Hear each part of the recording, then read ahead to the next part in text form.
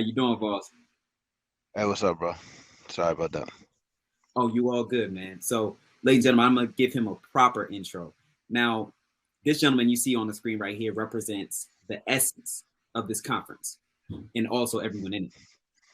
He decided to make a pivot in his life because he saw a deeper calling. That deeper calling led to him quitting his job and moving out to San Francisco. And then he led to a viral blog post that helped give birth later to the company that he owns that is very successful, continuing to provide pathways for all people looking to pivot into tech. Please show some love for the CEO of Career Karma, Mr. Ruben Harris. How you doing? I'm good, man. Thank you all for having me. I'm excited about this. Definitely, definitely, champ. So we have a lot of questions, but first off, how are you doing today? I'm good, man. I'm grateful. I think a lot of times during the holiday, especially Christmas holiday, people are focused on what they want. But I don't really want anything. I'm just here to give. I'm focused on what I could give to people. So I'm grateful to be here in an environment where I can give things that are intangible and hopefully at least the tangible things for everybody. Hey man, I really appreciate that, man. That was a gem to start us off with. And what one thing you do give to yourself is you give yourself the gift of health. As you're very much so into your health, we want to ask you a question to start us off. What is harder, running a 5K marathon or a round in jujitsu? That's a good question, actually. So I started my running journey this year, Mhm, and I thought that it was going to help me a lot with jujitsu on the mhm. endurance side, but I still get gassed at six minute rounds in jujitsu. It's still more challenging. I'll tell you that. Yeah. Okay. What led Yeah. you to starting your journey in jujitsu? Um, I was listening to the Jocko podcast.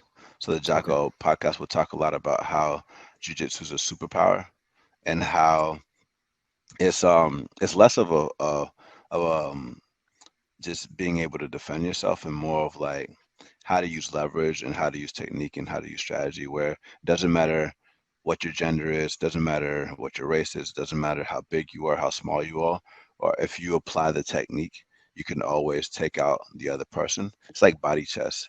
So it's like Mm, there's whenever you're dealing with jiu-jitsu, there's always a move to the move. And so mm, it's if you're using muscle and you're using strength, then you're doing it wrong. But if you are evenly matched on muscle and strength, then it's all about timing and mm, and technique. And so um, that's it's another level of application. It's kind of like if you've been lifting weights your whole life, running is a different challenge. If you've been running your whole life, weightlifting is a different challenge. But then if you've been doing both of those your whole life, martial arts is just a whole different world and just shows you what your body's capable of. And then there's so many applications in life that come from jujitsu um that I've learned. Like every class is a mm. philosophy class. It's pretty awesome. That's really dope. You got me considering jujitsu myself. I'm into all Do it. that. Do it. I just might got my guy. And just like in jujitsu, you use your prior knowledge and your techniques in order to make your pivot into the tech industry. So tell us about your background and how you broke into the tech industry, and then give us a little brief on what career karma is. Yeah. I mean, the barriers to break into any industry that's high paying, whether it's tech or finance, or music or entertainment or sports, it's all comes down to the same fundamentals, right? You're gonna have to understand who the gatekeepers are. You're gonna have to understand what are the skills that are required. You're gonna have to understand what's the language that's spoken. You're gonna have to understand how to get access to those gatekeepers, and you're gonna have to learn how to present yourself in a way that's unique, that sets you apart from everybody else. And I think the trick here is there's usually an over reliance on the skill and an over Mhm. reliance on who the gatekeeper is. And what people don't realize is that it's not always about being the best at the skill. It's about being coachable, being someone that can work with the team, being someone that's people like to work with, and someone that has something special to add to an organization. So if I am trying to break into tech, you know, you don't just have to apply to every single company hoping to get a six-figure job. You want to think about what you've done historically. So like if I've been a musician, which I haven't been playing the cello for 30 years, then it's That's amazing. probably smart to double down on companies where I have a unique advantage, like Spotify or SoundCloud or Amazon Music or Tidal or whatever, because even though I may be junior at whatever new skill set that I acquired, I now have a superpower. And so, I've always thought about that in my career. And so, even though I went to really small schools my whole life, so I went to church schools my whole life, Southern Adventist University, Becker Adventist School, Atlanta Adventist Academy, and I didn't have the greatest GPA because I didn't care as much about GPA. I focused on, throwing parties and being well liked. But That's amazing. but I do understand that GPA matters, which that's a different conversation. But what I'll say, like, is that I can't change the past, but what I can do is present myself differently. Um, and so all those fundamentals that I told you, I applied. So to break into finance, I took a course called Breaking into Wall Street, and I found Mhm. a blog called Mergers and Acquisitions, and I taught myself how to break into finance. And I was an investment banker for 3 years, and then I did the same thing. I see you, Florian, with the blue belt out here. So that's what I want to do by not next year, the year after that, maybe next year, 2022, 23-ish. We'll see. I hear Um, that.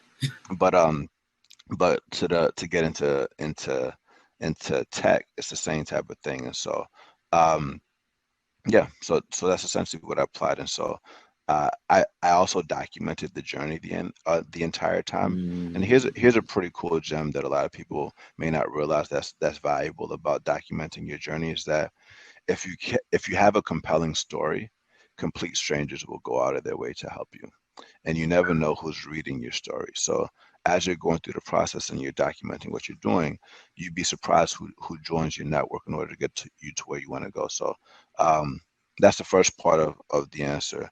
The second part of the answer is, why did we start Career Karma? The reason why we started career, I believe that's the second question, right? That's the Yeah, question, right? second question. Yeah, you on it. Right on point. The reason why we started Career Karma is because, hold on one second. You got it. The reason why we started Career Karma is because I knew that there's millions and billions of people that have gone through the same thing that I've gone through.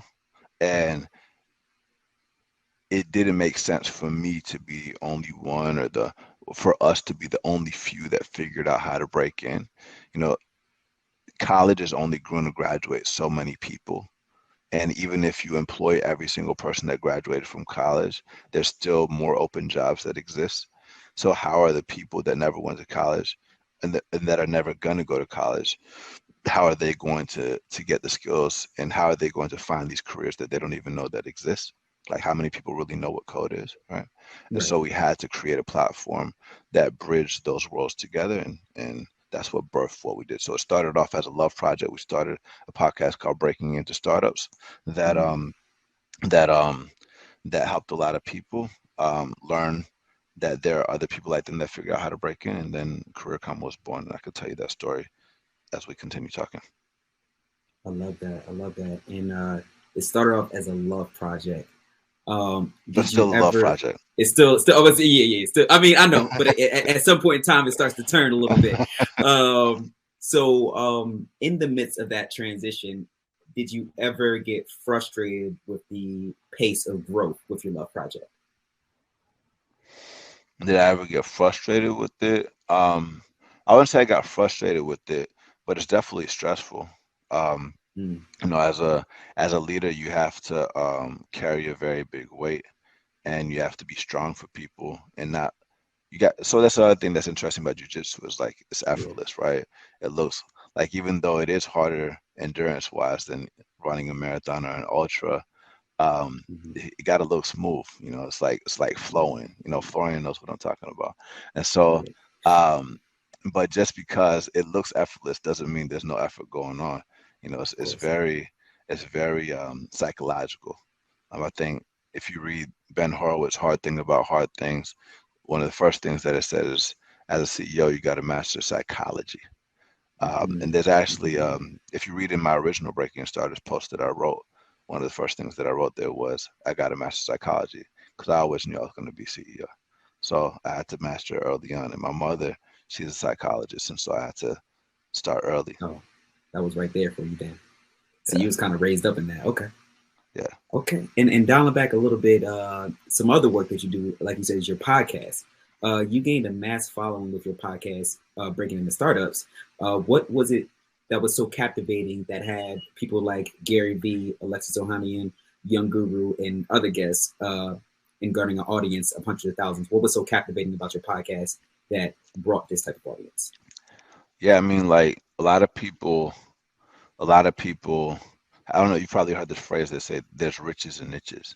Right? Mm-hmm. A lot of people, when they start a podcast or a YouTube channel or a blog, they do it because they want to be famous, or they want to be a celebrity, or they want to gain some kind of status. But you don't want to do that. You want to think about, like, what problem have you faced more than anybody else, or what do you know more about than anybody else in the world, and talk about that. You know, a lot of people talk about being minorities or underrepresented, but I like the word underestimated, because it puts the negative energy on whoever's underestimating you. And like you said at the beginning of this call, I am the epitome of being underestimated. We on this call are the underestimated. But what's beautiful about being underestimated is that it's easy to exceed the expectations of whoever's underestimating you, right? It's not about what belt you got on, because, a blue belt is different depending on where you train. I know Yes, blue belts that tap out purples, browns, and blacks too. So bring on your underestimation. We'll gladly exceed those. Um, and the reason why I bring up all of that is just because, going to your original question. Just remind me of the question one more time. Which the original question about the how did you gain such an audience? Like, what was so Oh yeah, so captivating it's such about that? nice. The reason why I bring all of that stuff up is because, um, what we noticed in the media is that the people that were getting all the media coverage were CEOs and venture capitalists. Mm-hmm. But the people that are actually building the companies are not the CEOs and the venture capitalists. And so we're like, how come the people that are actually building the company don't get love? Mm. So let's talk about that. There's the And so problem. and so so you double down on that, and nobody else is talking about it. And if you think about it, the 99% really got the power. We're just not organized. There's more of us than the 1%, right? So Message. let's build a voice for ourselves. Because what's the purpose of technology? Purpose of technology is to give people the power to create, the power to have a voice, and the power to organize. So Mm-hmm. Breaking Starters was the first step to give people a voice that has evolved into live audio rooms in Career Karma, where people have a voice for themselves, for as a collective, and they have tools in order to organize themselves and access to educational resources to get the skills that they need. And there's going to be some bigger announcements where you'll still they have access directly to companies as well. So, And how do you get into one of those live audio rooms as far as the go to speaker? you go to careerkarma.com/events, and you could host something just like this, and it'd be really powerful and be very nice. We launched that this year, and we were focused on testing it out. We used to host things on Hopin and Zoom and Discord and Slack, but now everything is live on our platform. It's like Discord and Clubhouse had a baby focus on careers. Whew! I like that. That was smooth. That was smooth. Say less. So you leverage the feedback from Breaking Into Startups to build Career Karma. How do you feel that feedback was the foundation for Career Karma? I think feedback is everything. Feedback will continue to do everything. As soon as you stop receiving feedback, you lose the magic. We did Y Combinator winter 2019. And for the people that don't know what Y Combinator is the world's largest tech accelerator. So they created Airbnb. Well, they help fund Airbnb, Stripe, Dropbox, DoorDash, GitLab, all kinds of companies, and Career Karma. Um, and what's interesting about Y Combinator's, their mantra is make something people want. I like modifying that and saying make something that people need. And they say if you want to build a $1 billion company, you have to write code and you have to talk to users. So my co-founders, they went to bootcamps and they're the right code guys. And guess who the talk to users guy is? That's me. Right. And so in the beginning, I did 4,000, 5,000 calls myself talking to users. Right. I did calls like this all day, and I still do things like that. Yesterday, we did a really great one. And the reason why I bring all of this up is because um, rather than guessing what people want, you need to talk to them to ask them if what they want. Sometimes people don't know what they want. Right. Like Starbucks is a really good example. Like, I don't think that users would have told them to create lounge style co-working spaces with Wi-Fi. Right. But like talking to them about why they come to Starbucks and things like that kind of led them to insights, because sometimes you do have to think out of the box to give people something that they didn't fully realize. But talking to users will help you understand like what you want from a service perspective or a quality perspective or a snacks perspective and so on and so forth. I love that. I love that. I mean, the key to success in life at all is just communication. As long as you Yeah. communicate in a relationship, you communicate in a business, you will always succeed when you have a clear line of communication. One more thing here is another thing that Wasi talks about is doing things that don't scale. So a lot of people rush into coding something very quickly. We like to take the approach to try things manually first, Okay. where um, I can do a no code prototype or a paper prototype to try it out with you to see if you like it or not. And then if you do like it, then I could code it up. Or I can create a landing page and have a phone team or somebody to follow up and do things manually to match you to whatever you gotta do.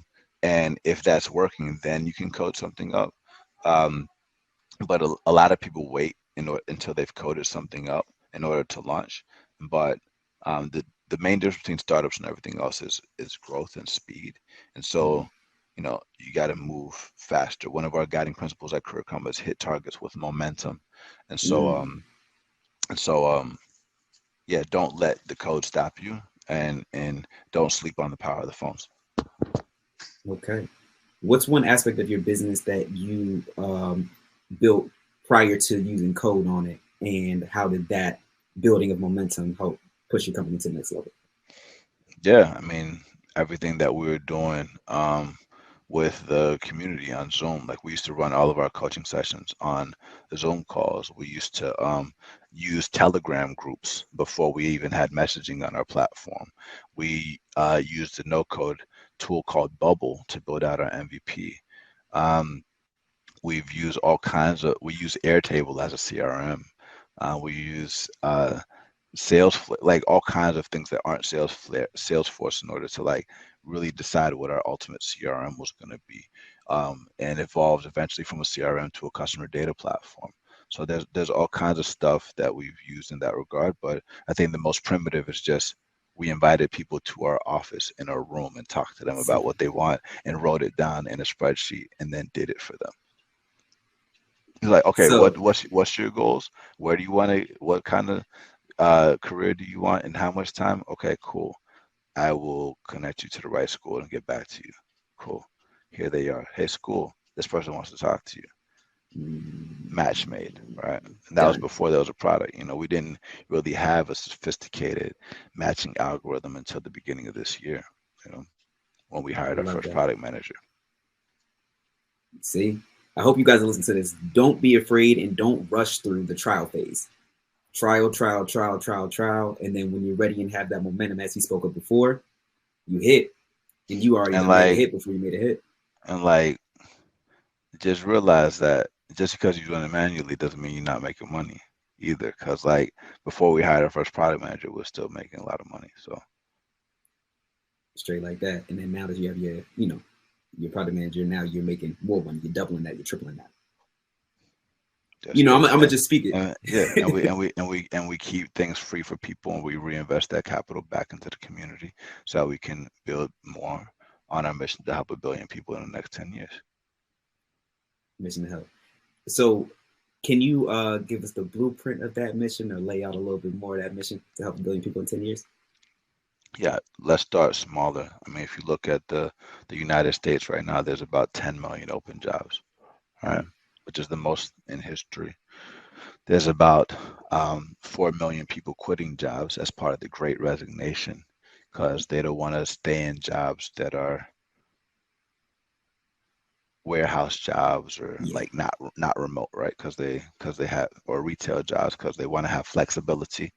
And the pandemic has launched this remote work beast that was already a trend, but now there's about 255 million desk jobs that can be done remotely.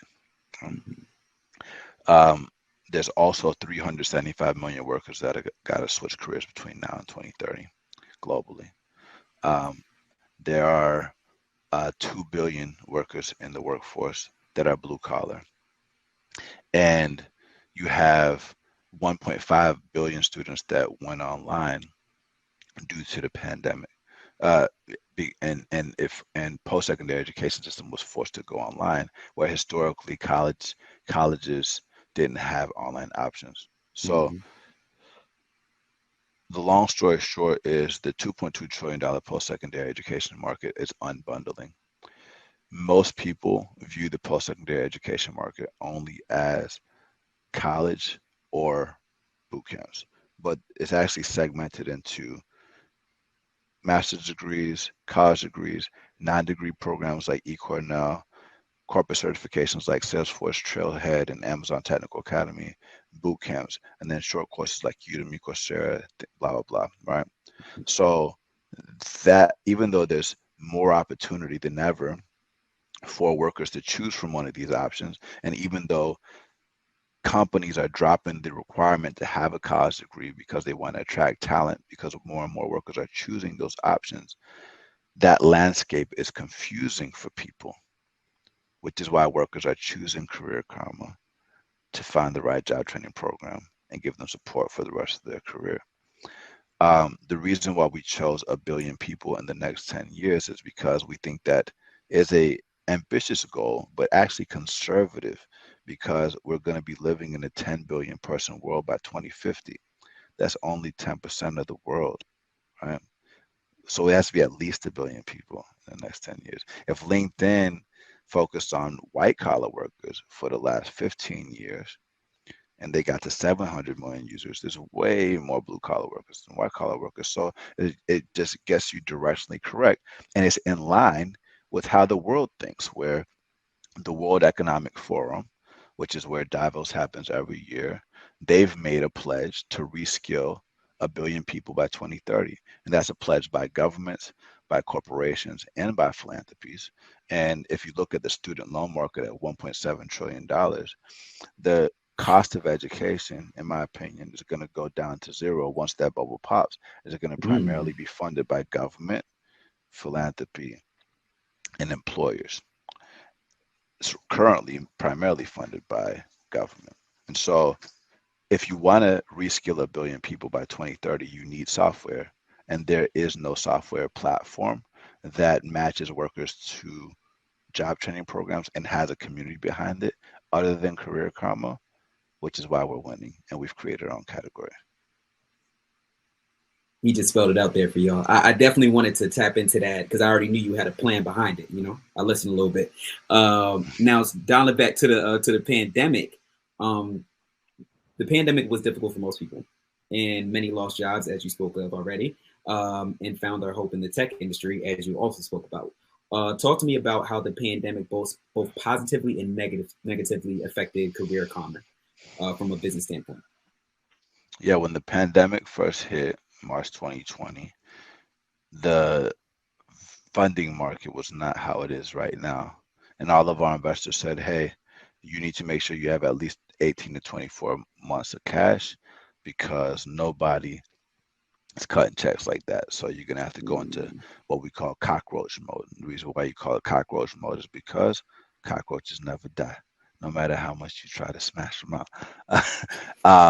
And sometimes they die, but like I mean, they got history about like roaches surviving Pompeii explosions, nuclear bombs, and all Exactly. kinds of stuff. So anyway, cockroach smoke. And so what we had to do is we had to tell the company, hey, we're not going to fire anybody, but we're going to have to do some moves in order to get profitable. And we got profitable during that year for 5 months, and then we're in a position to raise a Series A. So we raised $10 million Series A last year, and that was cool. And then the pandemic started. The VC market started opening up after the vaccine shipped, and now it's like the biggest tech market ever. And there's going to be some more news that you all will hear about soon that we will not talk about right now. So All right. things are very good on the on the way that the company uh benefited is, when I was in Y Combinator, a lot of people didn't believe me when I was telling them about the reskilling revolution, and because in order for them to believe, they had to believe that robots were the ones that were fueling this trend and automation was fueling this trend, which they are. Um, but now it's a combination of that, but plus the remote work revolution. So it's a lot easier for investors and users and customers and companies to really understand what they need to do in order to prepare for the future of work. Um, Challenges for us is, even though we are not suffering from schools that want to help people and workers that want to get matched to those schools, we need to heavily invest into our data team to be able to like serve different segments of users better.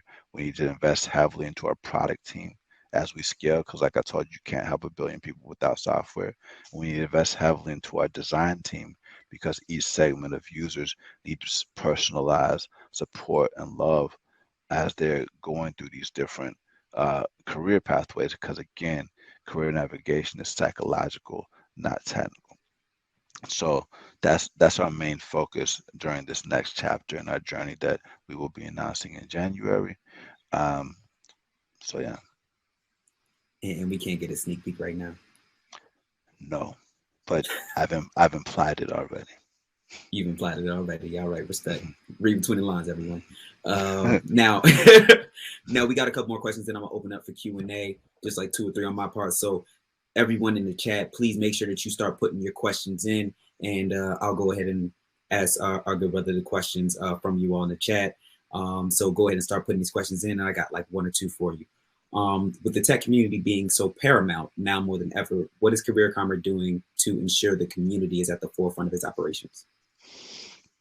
Yeah, I mean that's the whole reason why we built out the live audio rooms. Yeah. I think I'm bullish on audio.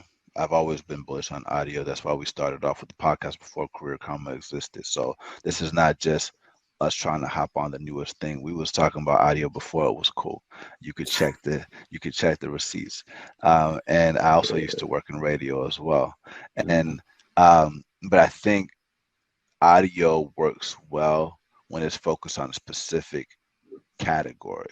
So like Mm-hmm. audio will work well in mental health, it'll work well in dating, it'll work well in sports, it'll work well in things like that. And it will work well in careers. And you can see that with Twitter Spaces hosting career rooms and Clubhouse hosting career rooms and Discord servers hosting, women who code sessions or crypto sessions and Slack communities and Google groups all organized separately. But they need to bring all that energy into Career Karma, and we're gonna talk to them to understand, Mm-hmm. you know, how that's working for them, because all of those platforms are built for the enterprise, are built for gamers. It's not built for them, and so Of I course. got to get back into rolling up my sleeves and talking to them and understanding what will get them into our community. Because to your point, it's important for us to keep the community at the forefront. Um, one thing that's really cool about Y Combinator is that Y Combinator bets on first time founders. We want Career Karma to be the platform that bets on people for the first time, right? And so, like, in order to do that, we need to show them that their people are here. We've bet on several people that look like you that have done what you've done before, and that we got your back. Love that and appreciate that, my guy. Once again, ladies and gentlemen, go ahead and put your questions in the chat. Everyone, go ahead and put your questions in the chat. We got about one more question for you. Got two more. What is the proudest moment you've had thus far with Career Karma? Proudest moment that I would say seeing the teams for the first time, I think has been pretty cool. Um, we have a very large team now. We have about 40 people in the company that are employees, and about over 200 globally in more than 20 countries in 9 states.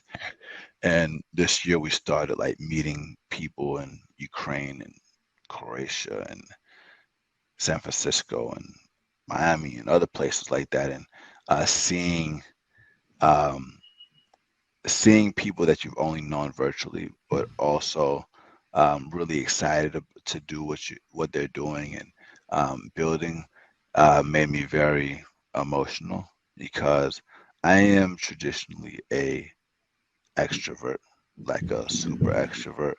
Um, but I think the pandemic made me a little bit more introverted. So when everybody was here, I was just quiet, just like looking at everybody, and I was like, damn, like this is real. Like we was just thinking about this thing like 3 years ago, and it's like this is this is for real, and it's just it's just a blessing, man. So I'm grateful just to even be here on calls with yourself, um, and my job is to serve, and so I'm just grateful that I have a team that's powerful, and I'm really proud of our people team.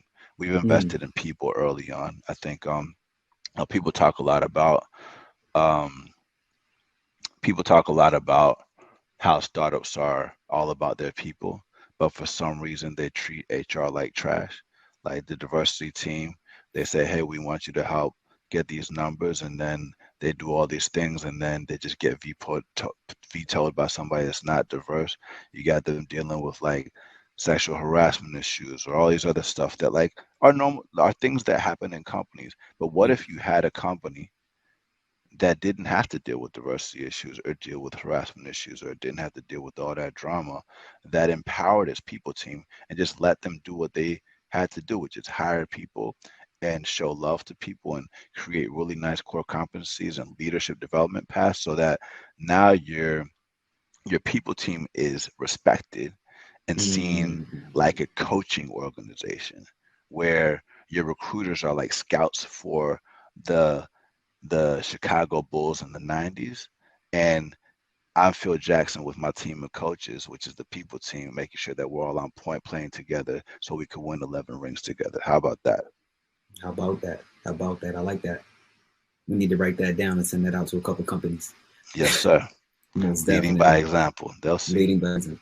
And that's how you do it. You do it in Hmm. your community. You hope that your vision begins to become evergreen and break out in the different communities. So That's right. that's how you do it every time. So still waiting on more questions in the chat. So I'm gonna just go ahead and shoot. As you begin to grow, your goals begin to change as well.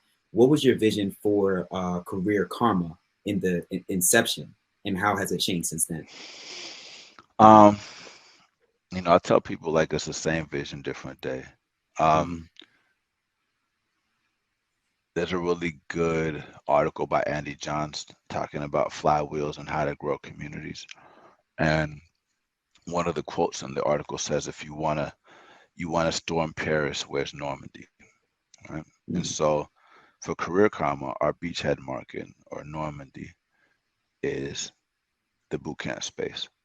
Mm-hmm. And part of the reason why we focus on serving boot camps is because it's the first outcomes driven post-secondary education model that traditional education players are copying.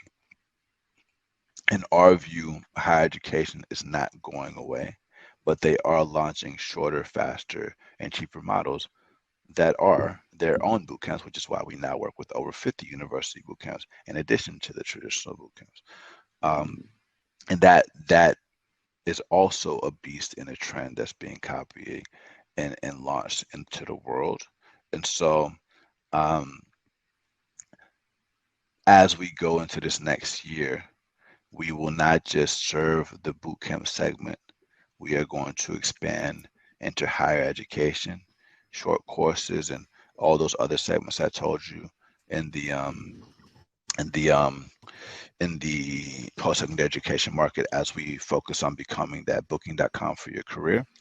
But then we're also going to really build out the enterprise where we work with employers that want to pay for the tuition of their talent and guarantee jobs for them at the end. Love that. Love that. Okay, thank you for answering that clearly and concisely. Amin, she's ready. She got a question. Um, you asked me months ago, August, to reach out to you when I joined a stage of yours on Clubhouse because of something I said about the career prep journey. Can you check your LinkedIn request, please? That's Amin. All right, I'll check. I just clicked the link. It came up to somebody else. I think you gotta put. I'll find you though. I mean. So, okay, we'll take that one right there as well. I believe that's the only question in the chat so far. While we wait, first off, thank you for taking the time to speak to us today. Thank you for giving us insight in, around, and through your career and through your company as a whole. Do you have any last words that you would like to say to the people? Yes, I have a lot of things I could say, but what do you want it to be specific to? Okay. I would like that to be specific to those that are looking to pivot into the tech industry. Yeah. Like something that I tweeted this week that like has taken off is like, you better walk into a room. You better walk into that room like God sent you there. I saw that. I think that's actually a really powerful mindset because you are chosen. Okay. You don't have to believe in God. I believe in God. I believe in higher power. And so I believe that we've all been blessed with spiritual gifts. And have all been uniquely called to do something into this world. And once you start identifying your purpose and you start walking in that direction, everybody can feel that. They can see that. They can hear it in your voice before it even exists. And so a lot of times when people are talking about visionaries and things like that, that's the spark that people are talking about, where you feel like you are the one, you are that person that has done it. And so that's one thing. And then from a career advice perspective, something that I tweeted today is that one thing about me is that I'm a follow up until I get a yes, no, future appointment or a clear lesson. Always follow up. I never got nothing the first time. You know, like there's a lot of our investors that told us no the first time. And I had to come back to them and be like, hey, remember what I told you I was gonna do? I did it. And then they give you a check. But you have to be humble enough to not burn that bridge and go back to them. And not everybody gives you the check the second time, but they might give it to you the third time and just keep coming back to them. You don't have to, but like that's something that I like to do. Part of it is kind of like it's like it internally feels good. Yeah. Cause like you could say no again, but I'm gonna just be like, hey, remember I told you I was gonna do that? Yeah, here it is. Yeah. I know you're gonna say no again, but I'm just tell you anyway. You know. So we I think still building over here. we're still building over here, and that thing that you tried to that dream that you tried to kill, it didn't die.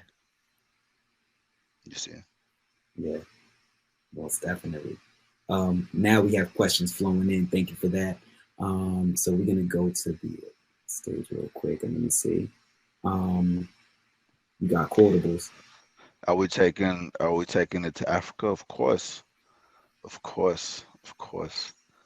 My cousins are South African, and I'm about the Afro Beast wave too. And yeah, I'm talking to some people on the continent right now. Being a Black founder in Silicon Valley, what are some primary challenges you've had to navigate? Okay, I think that's an innocent question, but I hate that question because like I don't want none of us to be ashamed to be black, right? We Yeah. are black kings and queens. Like I grew up in Atlanta, Georgia, where I saw nothing but black people that were accomplished and successful. Not saying that I didn't see people that weren't successful, but like I do think that I do think that we have to start getting invited to panels that aren't just about talking about diversity, right? It's just because if not, then they're just going to categorize us Mm-hmm. as that black tech company or that Mm-hmm. brown tech company, which like it's true. That's something to be proud of, and that's what's up, and we should be celebrated for that. But like, I mean, I know, like, why can't we like also be like amazing neuroscientists, and you don't have to call out our race too, you know? Exactly. Like, why can't we talk? Why can't we be making driverless cars and all these other things too? You know, I'm not.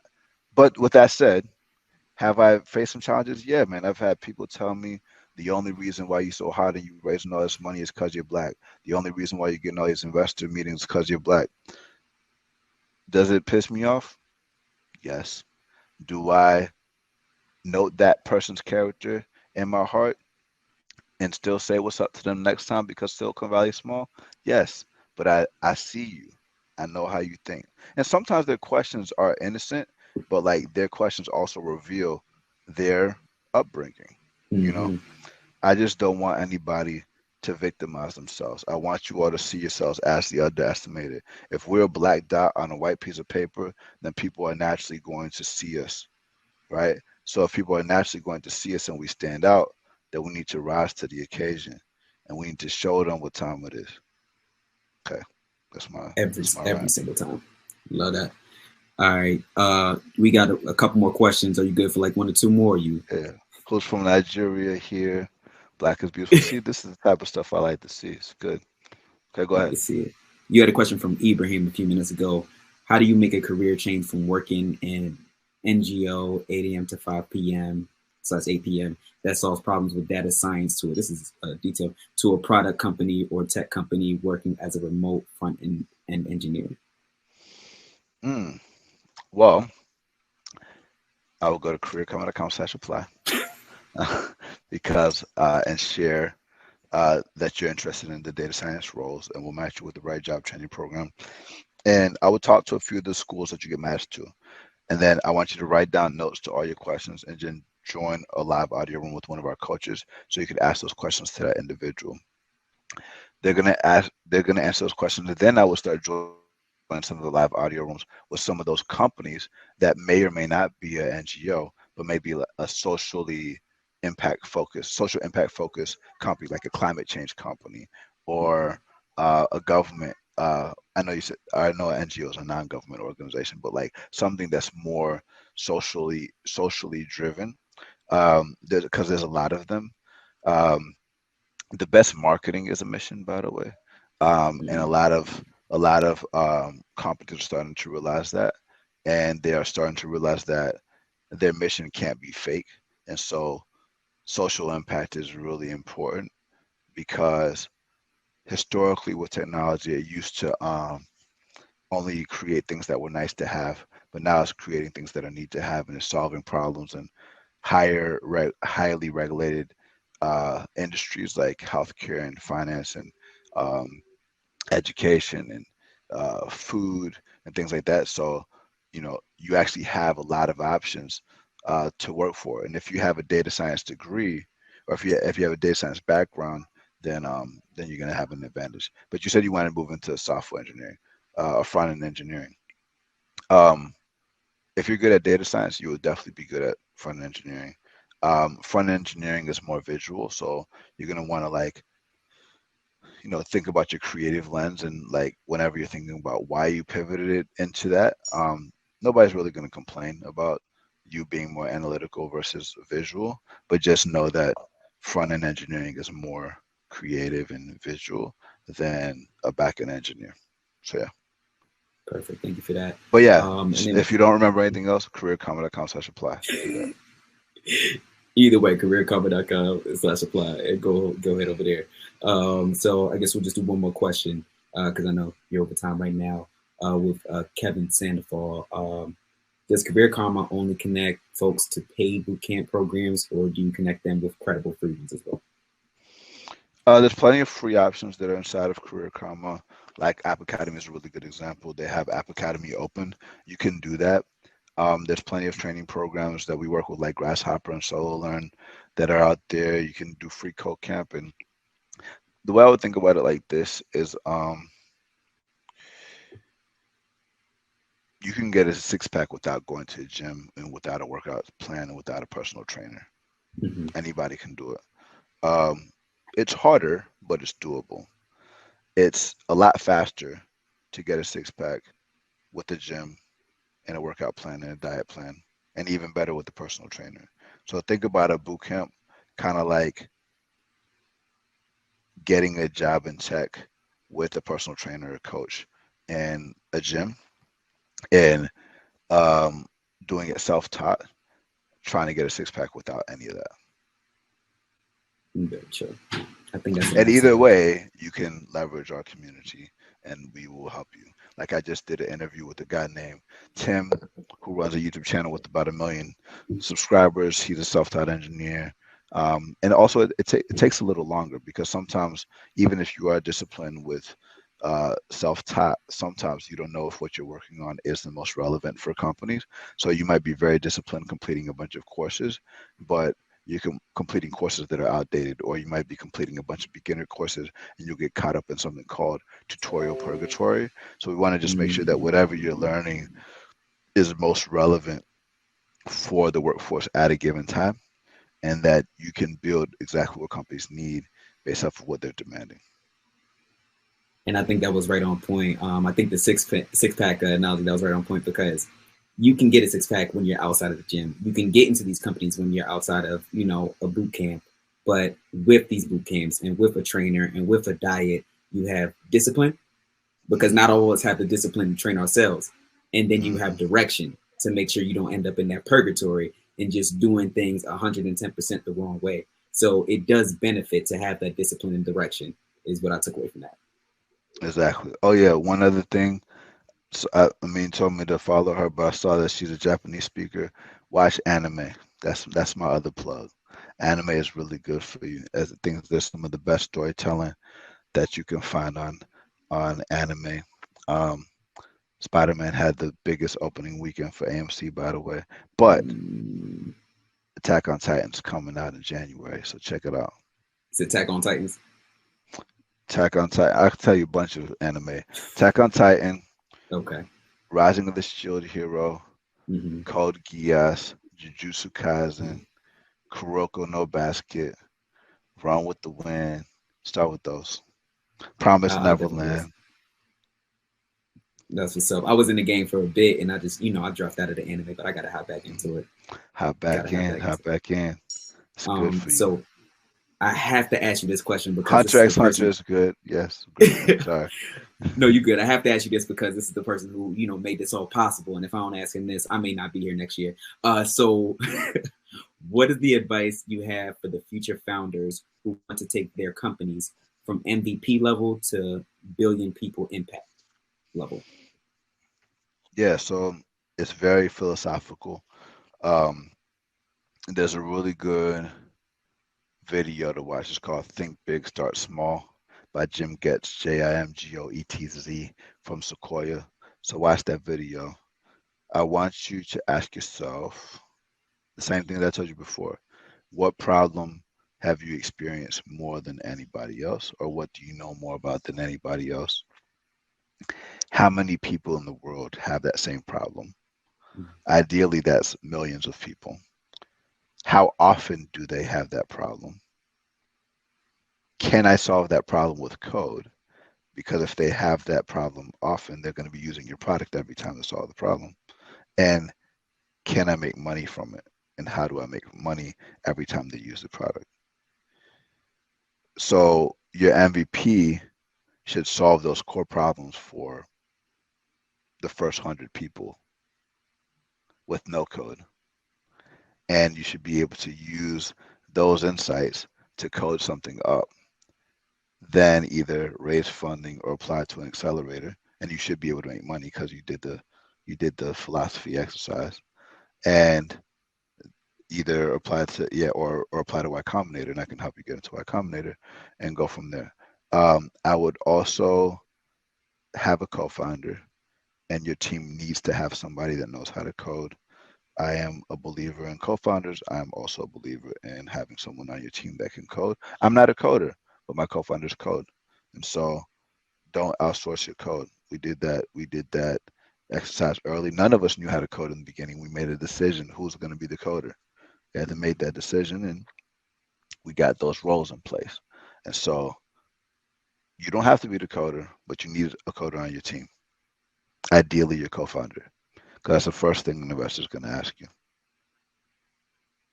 I hope you all took those notes. Okay. No, that's it. I was just going to say, Nigeria's in the house. That's what's up. Yeah, yo, it's you got people from all over here right now. UK, Nigeria, Ghana. Yeah, whose jollof is better? That's a good question. I'm not going to answer that right now. We had a war about that earlier, man. But either way, man, thank you so much for your time. It's been a pleasure. Great to tap in with you. And I'm sure everyone else appreciated it as well. You've been getting a lot of shout outs about Career Karma, and bless you and keep doing what you're doing. Likewise, bro. Thank you for blessing me with this opportunity. If anything stood out, tweet about it, tag Thanksgiving, tag myself. Make sure you support these brothers and sisters here.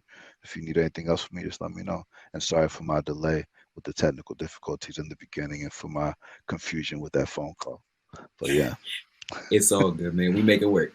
All right, guys. Sure. Peace. Peace. All right, ladies and gentlemen, and that was our final conversation of the evening. We hope you all enjoyed this Thanksgiving conference, and we could not have done this conference without you all being here. I'm sure we have hit probably well over 1,300 in this Thanksgiving conference today. We could not have done it without our investors, Google, Netflix, Service Titan, Reprise, Baddies in Tech, Trabaja, Techeria, Render ATL, Deloitte, and just everyone that came here today. And I hope you guys really did take away something. If you didn't take away how to pivot into tech, I hope you took away how to, turn your company from an MVP to a company that assists billions of people. And I just hope you all just, if anything, just left with a good feeling in your heart and understanding that you can get to the next step in your life.